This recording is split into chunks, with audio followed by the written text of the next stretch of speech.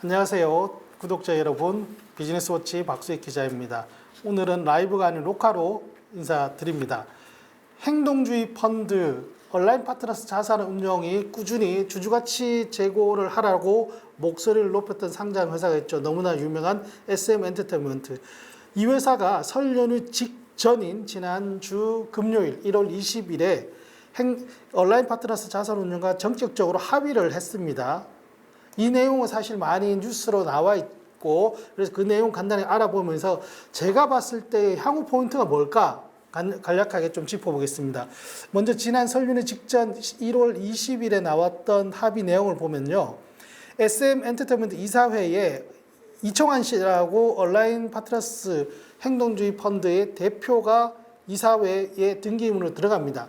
기타 비상무이사, 이건 뭐냐면 사내이사도 아니고 사회이사도 아니고, 그러니까 회사에 항상 출퇴근하면서 일하는 이사는 아니지만 그렇다고 해서 사회이사도 아닌 거예요.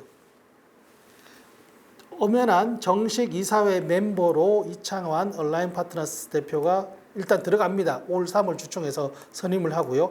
그 다음에 이외에 사회이사도 이제 올 정기주총에서 뽑는데 이때도 온라인 파트너스의 몫을 인정하겠다. 이런 식으로 되어 있습니다. 즉 온라인 파트너스가 추천하는 사람들도 받아들이겠다라는 것들이 나와 있고요. 그리고 이제 주주들이 주목할 포인트 중에 하나는 향후 3년간 별도 당기 순이익의 20%를 주주에게 환원하겠다라는 겁니다. 이게 뭐 배당이 될 수도 있고 자사주 매입 소각이 될 수도 있는데 어쨌든 주주 환원율을 당기 순이익의 20% 순으로 높이겠다.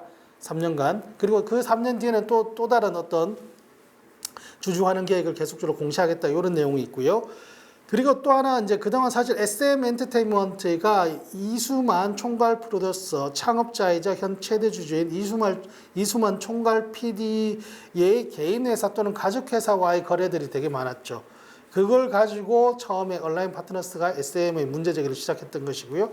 그래서 그런 계열사와의 거래를 심의하는 내부거래위원회를 두겠다라는 겁니다. 이사회 내에. 내부거래위원회 구성이 어떻게 되느냐.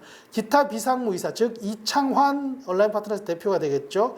기타 비상무이사와 사회이사로만, 즉 사내이사는 빼고 구성하겠다. 즉 이 내부거래에 있어서 회사 외부의 그런 목소리들을 적극적으로 반영하겠다. 되게 전향적인 조치들을 많이 발표를 했습니다. 이걸 보면서 저는 든 생각이, 그러면은 진짜 이 SM 매각이 머지 않았겠구나. 저는 오히려 이런 생각이 사실 들었어요.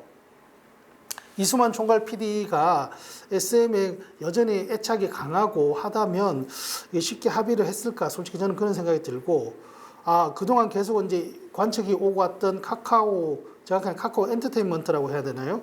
카카오가 SM을 인수하는 그림들이 조금씩 가시화되고 있지 않나? 라는 생각이 듭니다.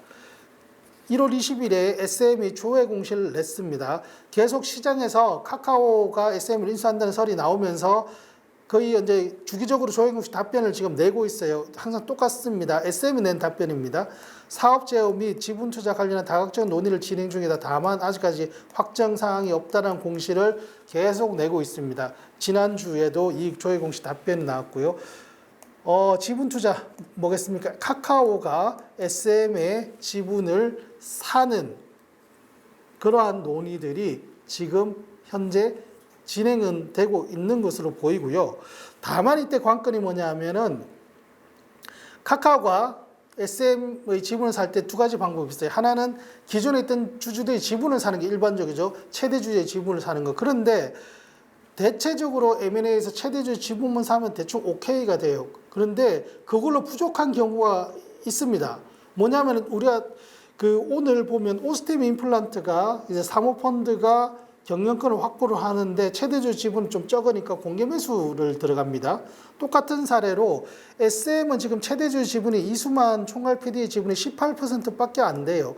그리고 이번에 이제 같이 전격 합의해서 사실상 공동으로 우호적인 주주로 남기로 했던 온라인 파트너스 자산운용 사실 지분율이 진짜 얼마 안 되면 1% 안 되는 걸로 알고 있는데 그래 다 해봤자 20%가 안 돼요.